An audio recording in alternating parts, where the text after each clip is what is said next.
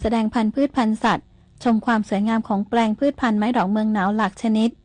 นายเสกสรร ศรีไพรวรรณผู้อำนวยการการท่องเที่ยวแห่งประเทศไทยสำนักงานขอนแก่นกล่าวว่าการจัดงานวันเกษตรภาคอีสานถือเป็นงานที่ยิ่งใหญ่ของมหาวิทยาลัยขอนแก่นและจังหวัดขอนแก่นยิ่งใหญ่ที่สุดในภาคอีสานซึ่งจัดต่อเนื่องเป็นครั้งที่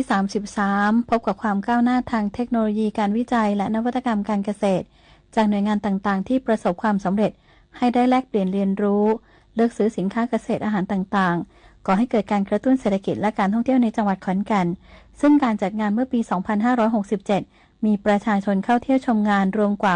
663,000 คนมีเงินทุนหมุนเวียนภายในงานมากกว่า747ล้านบาทปีนี้คาดว่าจะมีนักท่องเที่ยวเพิ่มมากขึ้นและจะมีเงินสะพัดกว่า 1,000 ล้านบาทเพชรรัตน์ วังระหา สวท.ขอนแก่นรายงานจังหวัดสุรินทร์จัดงานเทศกาลสุรินทร์วากิวเฟสติวัล 2025 เพิ่มประสิทธิภาพและการประชาสัมพันธ์การผลิตโคเนื้อคุณภาพกระตุ้นเศรษฐกิจและการท่องเที่ยวจังหวัดสุรินทร์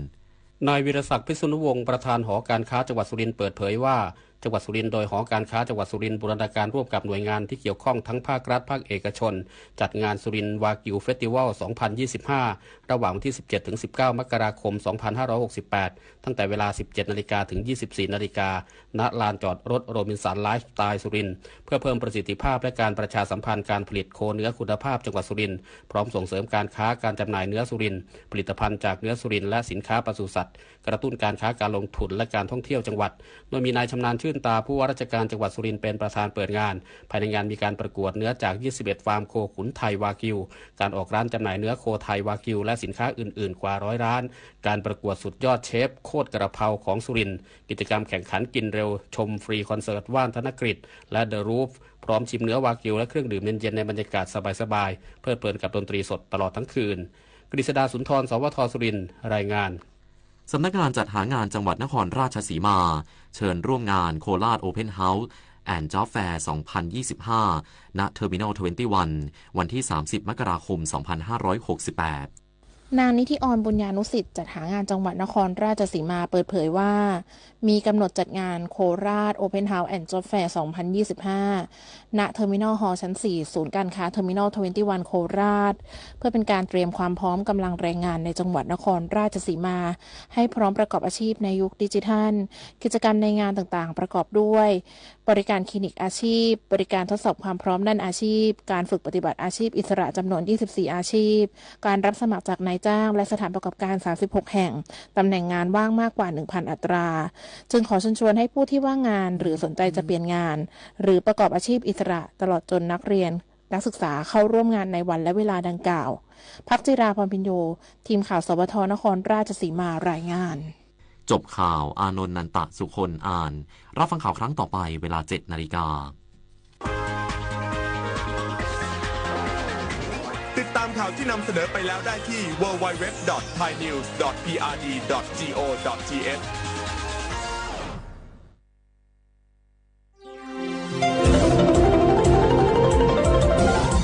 วิทยุแห่งประเทศไทยให้ความรู้คู่ความสุข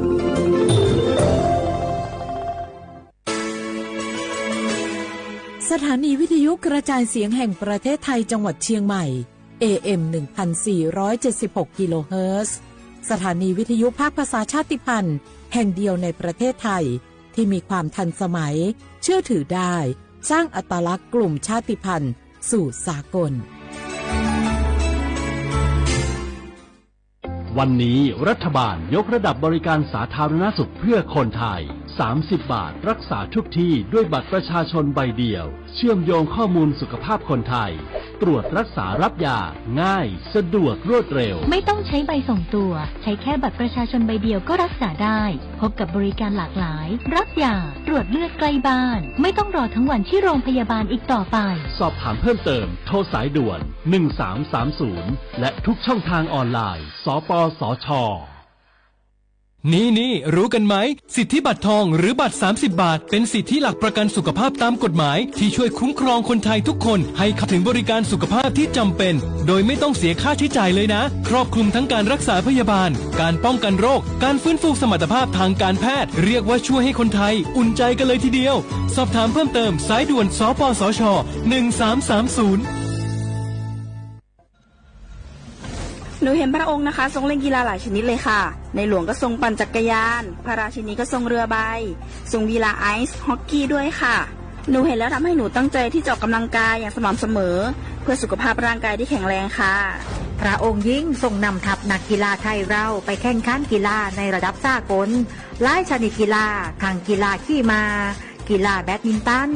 ซึ่งเป็นแรงบันดาลใจที่ดีมากๆให้กับเด็กและเยาวชนค่ะพระองค์เป็นเหมือนแสงนำใจไทยทั้งชาติมาเตเจ้ามาร่วมกันออกกำลังกายง่ายๆด้วยการเดินวิ่งปั่นออกกำลังกายอย่างสม่ำเสมอช่วยป้องกันโรคสมองเสื่อมป้องกันการเป็นอัมพาตได้ในเจ้าสถาบันพระมหากษัตริย์ศูนย์รวมจิตใจของคนไทยทั้งชาติสำนักประชาสัมพันธ์เขต 3 กรมประชาสัมพันธ์ชาติศาสนาและพระมหากษัตริย์สถาบันหลักของชาติที่อยู่กับสังคมไทยมาช้านานสถาบันพระมหากษัตริย์เป็นเสาหลักในการสร้างชาติให้เป็นปึกแผ่นเป็นศูนย์รวมจิตใจของปวงชนชาวไทยเป็นบ่อกเกิดของความรักความสามัคคีของคนในชาติเพื่อเป็นรากฐานให้ประเทศชาติมีความมั่นคงสืบมาจนถึงปัจจุบันรวมสร้างความภาคภูมิใจในความเสียสละของบรรพบุรุษไทยในการปกป้องพื้นแผ่นดินไทยโดยสำนักประชาสัมพันธ์เขต 3 กรมประชาสัมพันธ์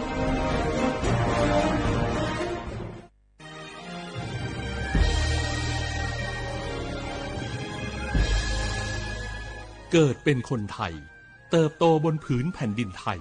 จงภูมิใจในความเป็นไทยชาติไทยเรานั้นนับเป็นชาติที่มีความเป็นมาเก่าแก่ยาวนานเรามีภาษาวัฒนธรรมและมีสิ่งต่างๆที่เป็นเอกลักษณ์ให้เราได้ภาคภูมิใจในความเป็นคนไทยเราควรเห็นคุณค่าและมีความรักชาติหวงแหนแผ่นดินอันเป็นมรดกของบรรพชนร่วมภาคภูมิใจในความเป็นไทยโดยสำนักประชาสัมพันธ์เขต 3 กรมประชาสัมพันธ์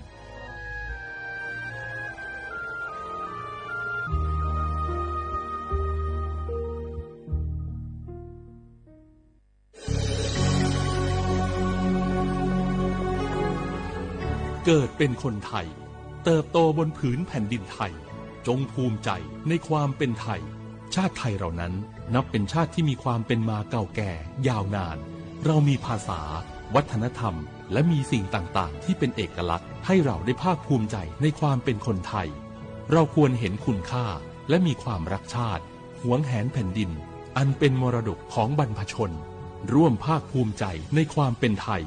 โดยสำนักประชาสัมพันธ์เขต 3 กรมประชาสัมพันธ์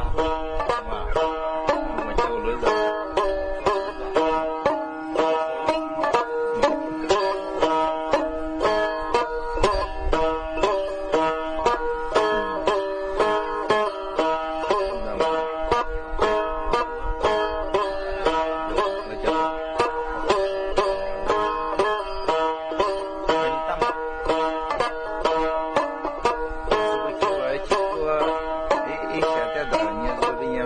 kabola na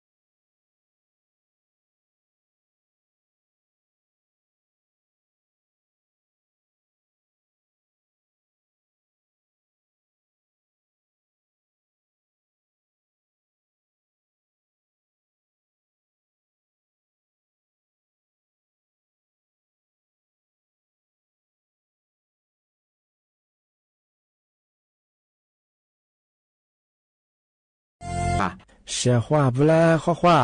นี่แหละโฉมหวานีเจโมเอารายการลิสุงดูจุดหัวไปแล้วงา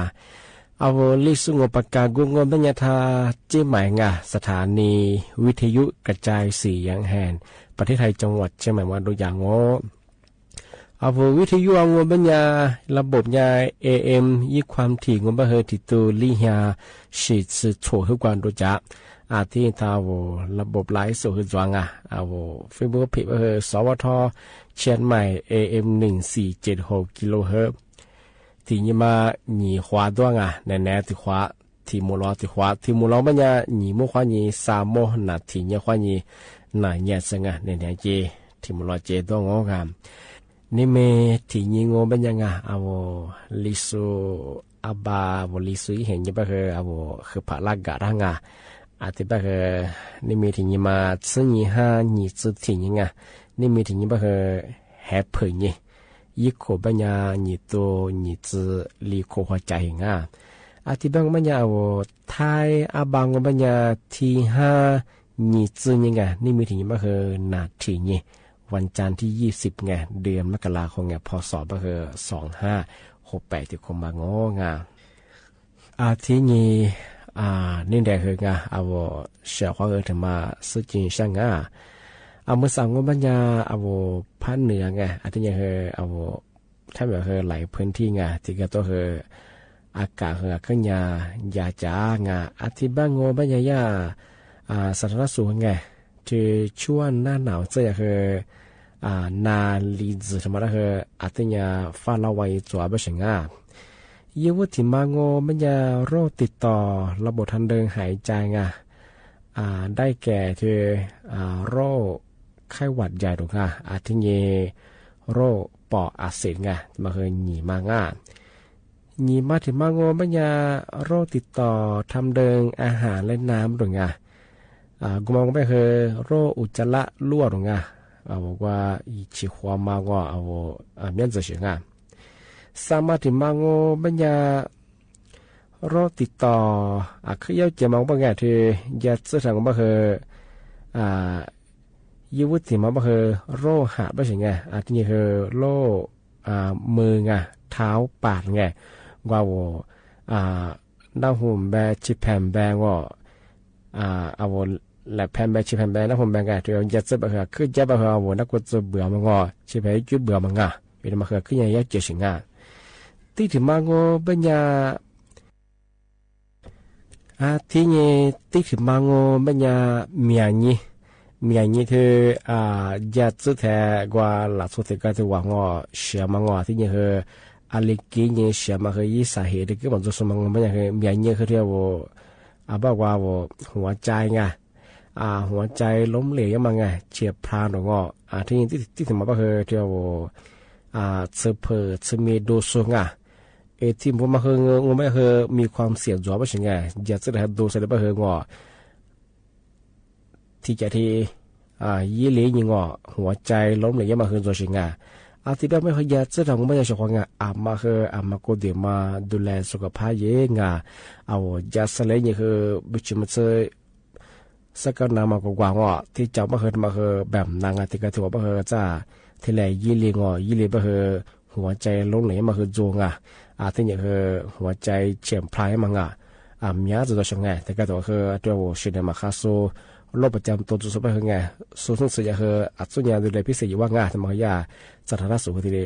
แจ้งเตือนมาลีซึที่ให้ฝ้าระวังที่บ้านชาวมาก็เดี๋ยวมากว่าชิดดูแลสุขภาพเยอะอยากจะมาจ้างเอาบิชิมเซอที่ตัวเขากว่าสุดเจ้า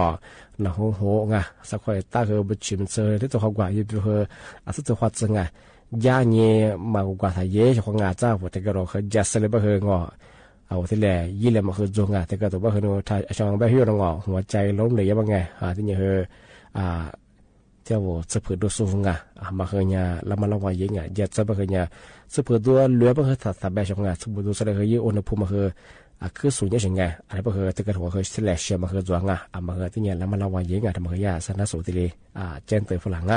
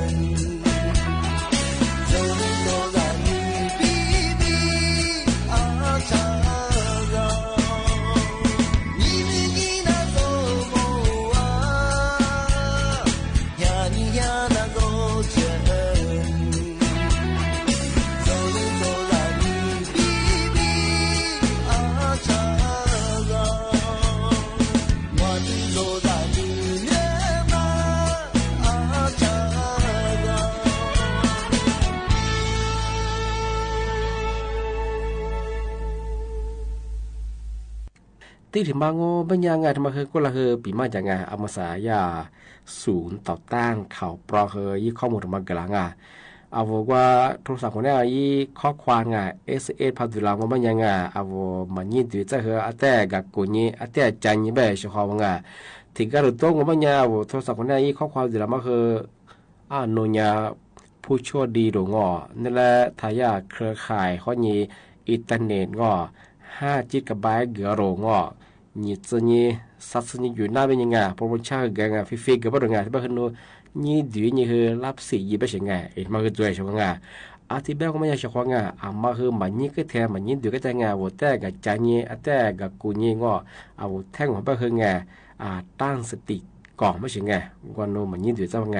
อาชีพผู้ใดที่บ้านไม่ใช่คือมุสากลุ่มมิชาชีไงละโชมาคาโซ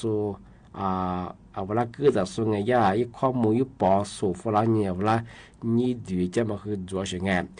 ที่ก็ถือตัวงบัญญาบางลิงบัญญาคือไงเอาพันนี่ดูงบัญญายามิชาชีพมาคือว่าโทรศัพท์คนนี้ว่าไง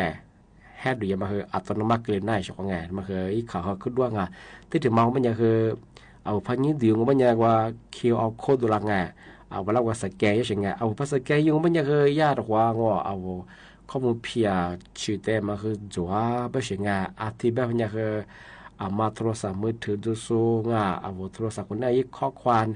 SS ไงย่าผสมฝรั่งของปัญญาเอาเฮแต่กับกุญแจแต่กับตุนยี่ไม่ใช่ไงย่าส่งฝรั่งมาอีกข้อมูลมาคือของปองของแท้สัญญาณมามาคือแต่กับตุนยี่คืออาทิตย์กับตุนยี่ไม่ใช่ไงจ้ามังมาตุนยี่ยี่สองมาที่เบงที่สมองปัญญาคือมาสัตว์สุกวายารัฐบาลคนนี้เงินดิจิทัลไงที่มุมบางกามาไงทำไมก็สุฟลาชกว่าไงว่าเขาคิดตัวไปนุญา20ว่าเป็นยังไงเป็นยังไงว่าไม่ยินดีบ่หรือไงรัฐบาลคนนี้ผู้ปฏิบัติมุมบางกามาไงนุว่าเป็นยังไงอาจจะเป็นยังคือยินดีนี่คือรถทะเบียนยี่เป็นยังไงอาจจะเสริมว่ามังงาชกว่าไงมายากลุ่มมิชาชีพมาคือเอาละกือลาชงไงเอาข้อมูลนี้เชื่อไงอาจจะเป็นชกว่าไงมาคือจามโมไงจะมาถึงมาปีมาเช่ที่ถึงมาว่าเป็นยังทายาสำนักงานตำรวจบ้านช่วงมาสาบเฮียกลุ่มวิชาชีพมาคือใช้มุดไงรูปแบบใหม่ไงเวลาเกิดหลังมาว่าคือวายินไลน์คนแนวข้อยังไงเวลาโทรฟลาโรชคอไงวิดีโอคอยลังไงที่มันคือคือมาซื้อมาคือมาซื้อไงกรมแปดหน้าเงี้ยเวลาโทรฟลาชิงไง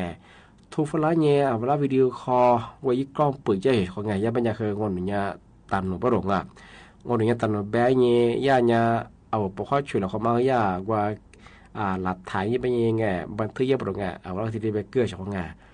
ทำไมถึงมางานที่ถึงมองว่ามันยางอนหนึ่งเนี่ยท่าเพราะหอเจ้าหน้าที่ธนาคารเป็นยังไงเอามาสั่นโนแอร์ธนาคารมาปัญหาจ่อเป็นยังไงเอาว่าคือวิดีโอคอลที่นี่ว่าย่าเวลายี่หมายเลขกูยี่เช่นไงดอกจาน131เนี่ยดอกจานยังไงอาทิตย์นี้ก็ยากว่ายี่แอร์ธนาคารมายี่รหัสมาตัวเกินยี่ถอยจะเช่นไงชาวบ้านปีขวัญนาตุชิพัจิตจบไปคือมาคือยี่เมาลูกตากว่าถ้ายุจ่าถ้าเชื่อมีวันสายเองชาวบ้านมาคือหลักโซยาจิตโซโซจวงอันบอยาสำนักงานตำรวจเคยจะได้ประกาศแจ้งเตือนฝรั่งมาคือจำมงปีขวัญหลักโซเอามาเสื้อโซเอาละที่จะที่วิดีโอคอลลามายี่ปกข้อช่วยลามากุลทีเบยังไงชาวบ้านมาคือสุดตั้งสตินี่คือยี่ข้อมูลทางเกินถ่ายนี้มิตรแหล่นี่ฉี่งานทำไมถึงมาติดสุดจริงช่องโอเคอธิบายยังไม่ยังไงมุสาคือมกว่าตัวขวาเกิดนางว่าช่วยนางถ้ามกว่านักกันยานี่ปกขวาตัวขวาช่วยละขวา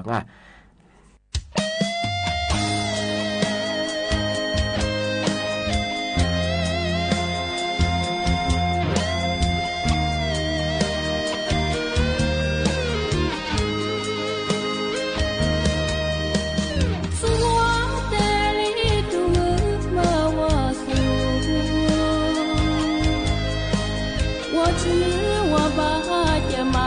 蹄来摸。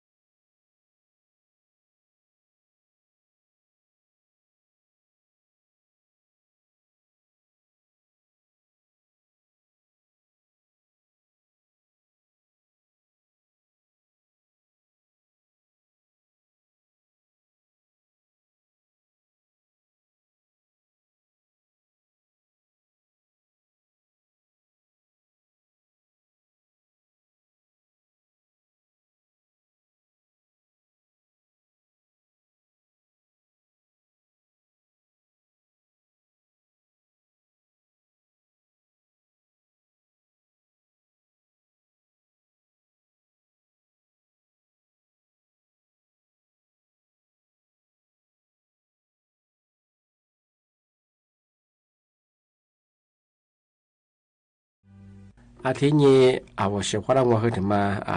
ปากกาเยี่ยงทำมาเมชิเมเนี่ยอะไรเนี่ยซาลิควเนี่ยตัวปากกาอยู่ก็นี่เนี่ยซึมมือปูดูตัวแบบเปื่อยเนาะดอยหลวงเนาะดอยหลวงก็ยังชื่อว่านี่ตีกูถึงมาจัวอาทิตย์แบบปัญญาเนาะยาชูเธอแบบฝรั่งเอาเชื่อว่าวนอนี่ติสูมาแบงอามามาติสูนอยิงเธอขยะปูชมาถ่ายเยอะปะหรออามาสั่งปัญญานอยขวบเบียร์หรือถ้วยฟองหรือขยะก็มีดาบงานนอจะวิเคราะห์นอยนี่ติกูอีกวะอาจจะปัญญานอมาจีอะไรจะกัวมวนจะตัวยิมาขาแบงอาทิปัญญามาขยะเรายิงถับผู้ชอบกับยาสิเลแบบฝรั่งนออำเภอเชียงดาวนอโดยหลวงกันยังชัวนอถือพวงปัญญานุติเสปัญญาลิโซนอโฮสเตเปิดสู้กับยาจวงอาทิบะกับเบโซนาที่นอจีรายบะมีอาทิบะกว่าจะวิเคราะห์ทีนี้ในทอยานิติโกปเทวาขยะวุชบังเขาถ่ายยืมแบงอามาสักกับเบสมยาปดูมาเคยจีรายจ้าหมอนยาเคยตุยมาขาแบงบังเขาตะคนแรกที่เลยตื่นใจเราเขาแบงยาที่เดแบบเราอาทิแบงมันยังนี่เนี่ยคือเอาชุดร่างปีมาคือที่เหลือจงอาทิเป็นยาคืออาจ้าที่มุลวาหนีโมควานี่คือสามโม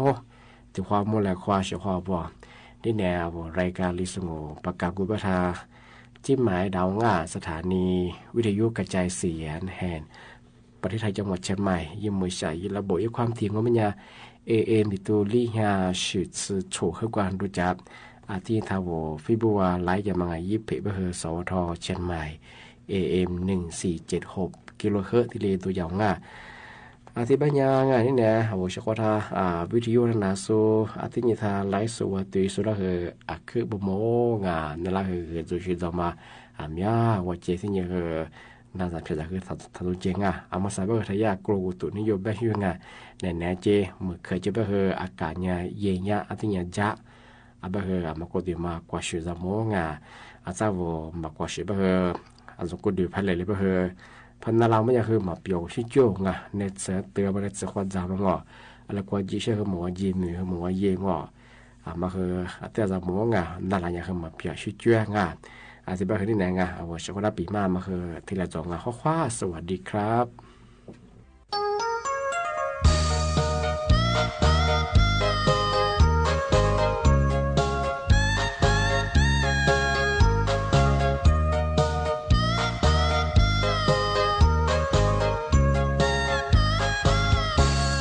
นุเตนินเวลโเบเกดุงามีนุมาโปเกลาอัลเลกานิงาลาวันเตเบเกเลนินินิชิซา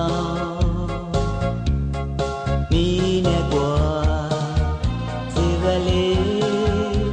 อาคือเบียมอซามุลาบูอามีเนกัวนูจิโรเลนี่เนื้อเบลโลซาซูมาโรซิมามิซาซาซูเลงวาเลเพนิชิมีเนเทสควาดรัวทาโปจิโรเลนุเดงวารูริชิมีเนเทสควาดรัวทาโปอิชิซาเลชามาลูเล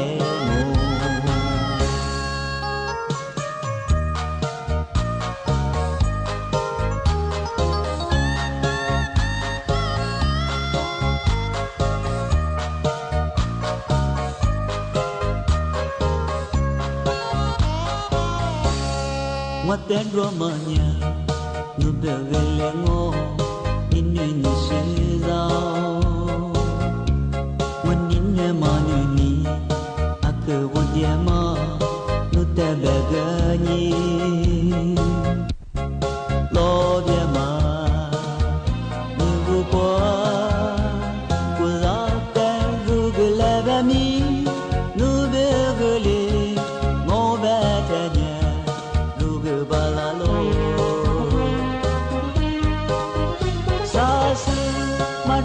马咪走，啥事让我来陪你去。你那这是花着它不，只若来路带我入你心。你那这是花着它不，你是咋来查马路来我？你那这是花着它不，只若来路带我入你心。你那这是花着它不，只是咋来查马路来我？